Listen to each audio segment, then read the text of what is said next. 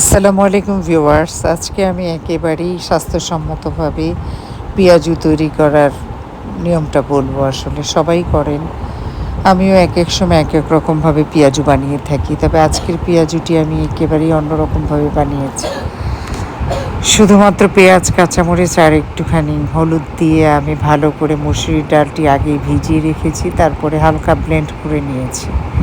এটিকে বেশ ভালোভাবে মাখিয়ে নিতে হবে। মাখিয়ে নিয়ে এটি আমি তেলের উপরে ভাজবো, শুধু অনেক বেশি তেলে না, খুবই অল্প তেলে ভাজবো। এটি খেতে কিন্তু অনেক মজা। আর একটু মজা করার জন্য আপনি একটু চালের গুঁড়ো দিলে আরও ক্রিস্পি হয়। এই পেঁয়াজুটা আমি অনেকভাবে খাই, দেখি যে এভাবে খেলে আমার অত গ্যাস্ট্রিক বা অ্যাসিডিটি হয় না, কম হয়। কিন্তু যদি আরও বিভিন্ন ধরনের মশলা দিই, মরিচের গুঁড়া, জিরার গুঁড়া, অনেক কিছু, ধনেপাতা, পুদিনা পাতা, এগুলো কিছুই আমি এটার মধ্যে দিইনি।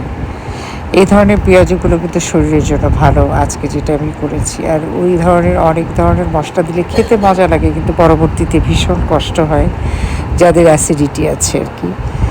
তো এইভাবে আমি পেঁয়াজু করি মাঝে মাঝে, যখন এইভাবে স্বাস্থ্যকর খেতে হয়।